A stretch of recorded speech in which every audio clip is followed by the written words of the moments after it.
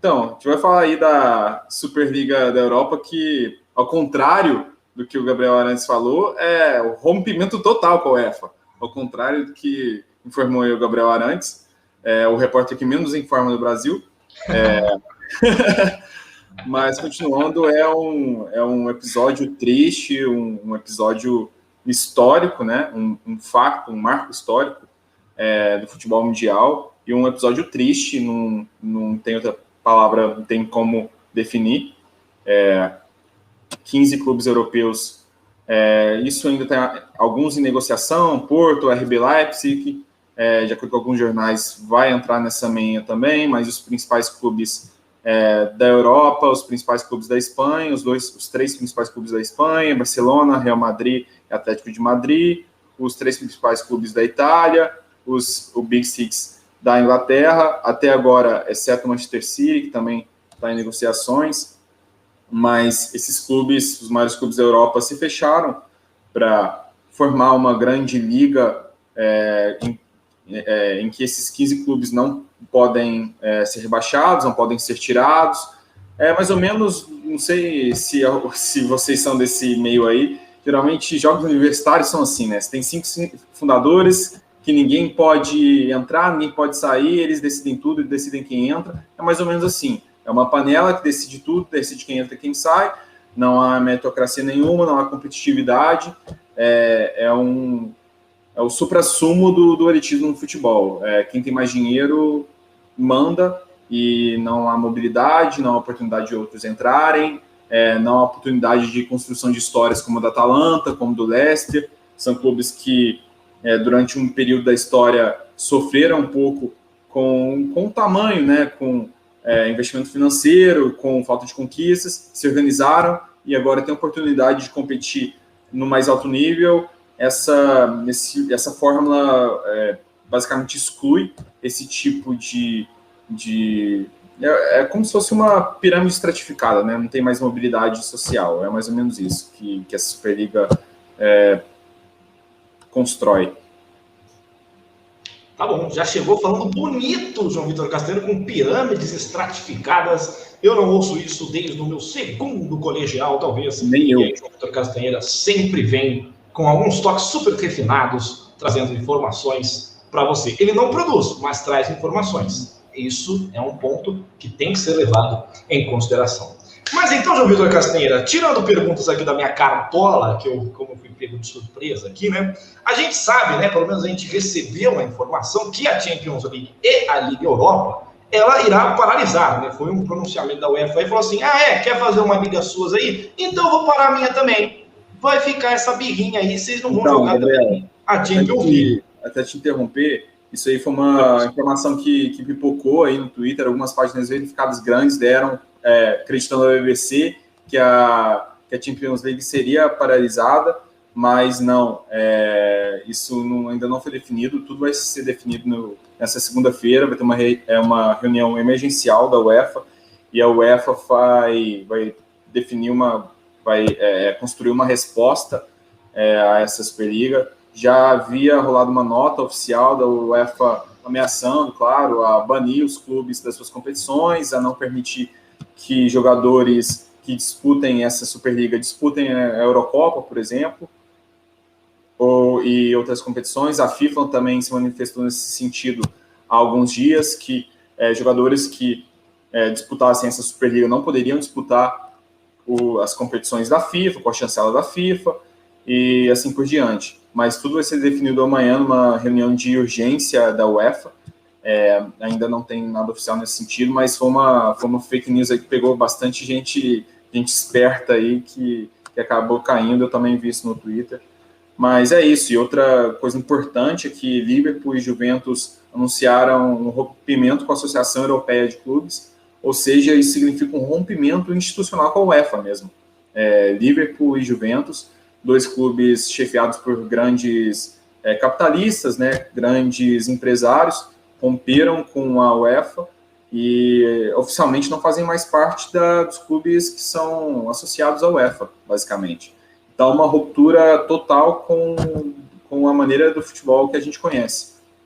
Um novo futebol, uma nova era do futebol daqui para frente, se as coisas se desenrolarem como parecem que vão se desenrolar. O cenário até agora é de um rompimento histórico total, e a gente vai conhecer um novo cenário do futebol europeu, isso sem dúvida nenhuma, e a gente vai precisar ver como que vai se desenrolar isso para os clubes pequenos, que na teoria são os mais prejudicados, porque, por exemplo, uma UEFA, né, uma Champions League agora, teria, por exemplo, Granada, Valência, esqueci agora, mas seriam figuradas preenchidas por clubes médios. E aí você diminui a atratividade para eventuais patrocinadores, para eventuais investidores. É uma competição que vai ficar com lucros menores, e lucros menores são lucros menores repartidos para todos os clubes. Então, clubes menores do cenário europeu vão sofrer com isso, sem dúvida alguma, e a gente tem que ver como que vai se organizar aí em relação à receita daqui para frente, se essa Superliga vai aumentar ainda mais a comparação, a disparidade entre esses clubes que vão compor a Superliga e o restante dos clubes. Lembrando que essa Superliga, ela é financiada basicamente por uma linha de crédito bilionária, é muito dinheiro mesmo que vai entrar, uma linha de crédito absurda que está bancando, e foi isso basicamente que atraiu os clubes que vão compô-la, né? A Juventus, o Liverpool, o Manchester United, hoje são chefiados por tem donos que não têm mínimo vínculo cultural com o clube. São basicamente empresários que estão preocupados com o lucro. E, dito isso, como acionistas que estão preocupados com retornos financeiros. E é isso que os convenceu a entrar nessa Superliga, basicamente isso. Viram uma oportunidade de investimento, né? Como se fosse um negócio, nada mais que um negócio, nada mais que um ativo financeiro, ignorando toda a conjuntura, todo o pacote sociocultural que o futebol carrega consigo. Muito bem, então pelo menos eu posso acertar alguma coisa aqui hoje. Vai, mais uma. Porque assim, eu peguei no site. Agora, se o site também estiver errado, aí, olha, vocês me desculpem, realmente eu vou deixar só o João Vitor Castanheira na tela e eu vou embora. Largo esse saideira às mãos do João Vitor Castanheira. Então, como será o formato da Superliga Europeia, né? Para você que ainda não entendeu o que está acontecendo. São 20 clubes, os 15 fundadores e outros 5 que se classificarão para a prova anualmente com base no seu rendimento na temporada anterior. Os jogos serão disputados durante o meio de semana e todos os clubes continuarão a competir nos respectivos campeonatos, preservando assim o calendário tradicional. A temporada começará em agosto, com a participação dos clubes em 2 grupos de 10, onde disputarão jogos de ida e volta. Os 3 primeiros de cada grupo classificam-se automaticamente para as quartas de final. As equipes que terminarem na 4ª e 5ª posição disputarão um play-off, ida e volta. Em seguida, serão feitas eliminatórias em 2 jogos a partir das quartas de final até a final, que será em jogo único, no final de maio, em campo neutro. É isso. Basicamente, essa é a ideia da Superliga Europeia. O Luiz, ele falou aqui... Oi? Não, isso é o que mais impressiona é que Juventus e Liverpool e outros clubes também devem entrar para esse clube de jogadores de clubes que vão romper com a UEFA. Basicamente, a gente está cravando aqui que na próxima edição da Champions League não teremos Juventus e Liverpool. Isso para começar de começo. Outros clubes devem seguir essa tendência. Então, o que a gente está observando aqui no cenário é que na próxima Liga dos Campeões já não teremos clubes como Juventus e Liverpool. Os 2 clubes que já anunciaram o rompimento com a Associação Europeia de Clubes. E isso deve se estender. Então, a gente está vendo o futebol europeu, como a gente conhece, mudar para sempre. É assim, é um rompimento enorme. Exatamente. O Luiz, ele pergunta aqui no chat, né, como o Brasil pode ser afetado por isso. Tem a questão da seleção também e tudo mais. Então, explique para a galera, João Vitor Castanheira, como essa decisão dos clubes europeus pode afetar a seleção canarinho. Bom, no início, algumas semanas, nos últimos dias, a FIFA estava com uma postura um pouco mais agressiva, um pouco mais resistente a essa ideia de Superliga, ameaçando o boicote total. Jogadores que jogarem a Superliga não poderiam competir nas competições da FIFA, leia-se Copa do Mundo, leia-se Copa das Confederações, leia-se Mundial de Clubes. Clubes competições com a chancela da FIFA não poderiam ser mais integradas por jogadores que disputassem essa Superliga. Mas na última nota oficial da FIFA, a gente observou um tom um pouco mais suave, a FIFA com um tom um pouco mais no sentido de estar aberta a negociações, assim, aberta a diálogo, claro, com uma postura resistente. Ela se colocou contra a Superliga, reafirmou seu papel de negação, seu papel contrário à Superliga, sua postura contrária às Superligas, mas ela adotou um tom mais suave.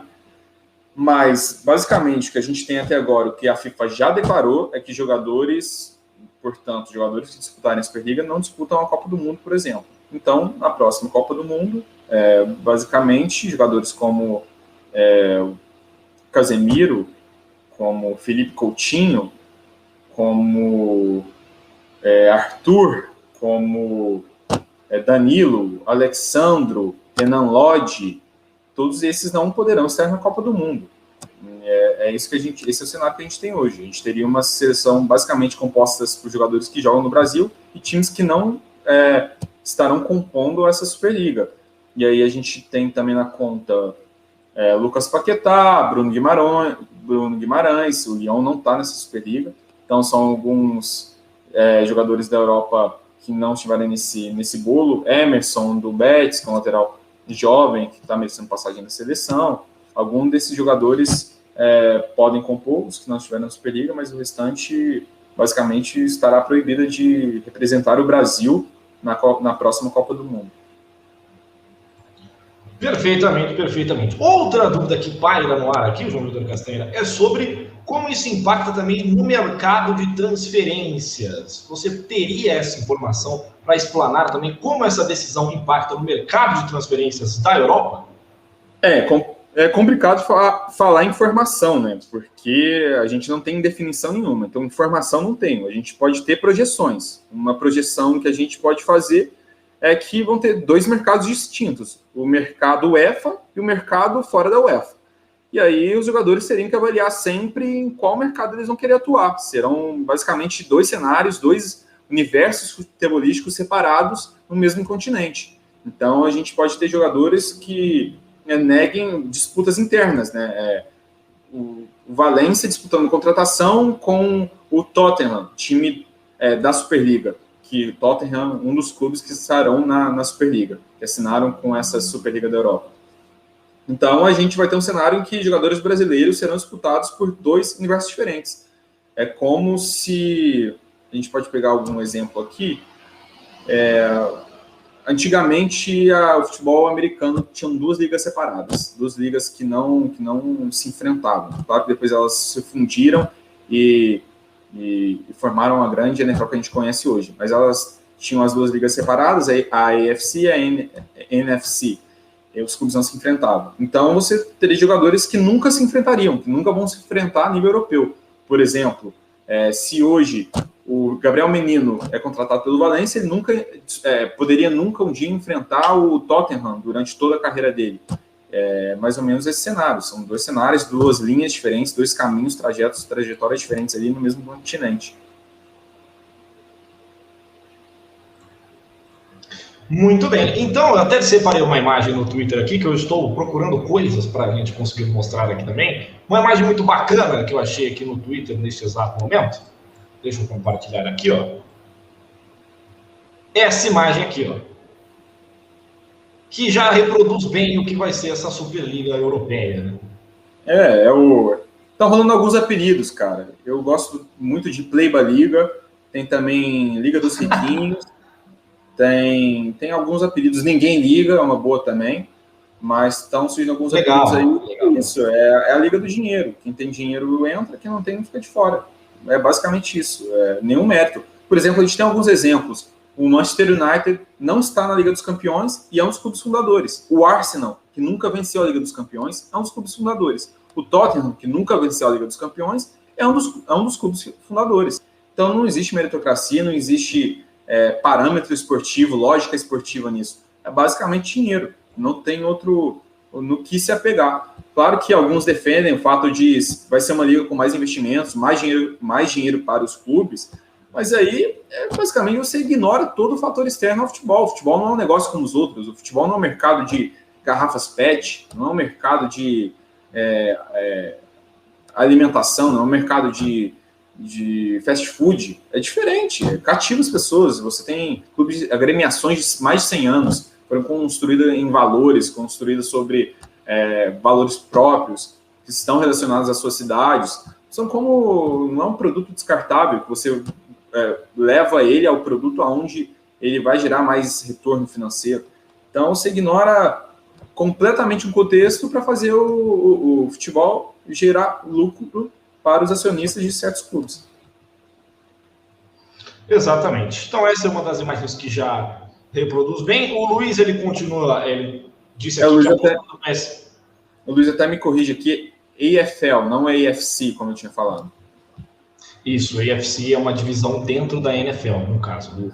Ele diz aqui, a postura do PSG é até interessante, o time tem alguns dos maiores jogadores do futebol na atualidade, mas recusaram entrar na Superliga. E também aí a explicação, corrigindo o João Vitor Castanheira, a NFL, até a década de 60, era dividida entre AFL e NFL, duas ligas diferentes. Posteriormente, unificou para uma única competição, mas com duas conferências dentro da mesma liga, que aí ficou a AFC e também a NFC.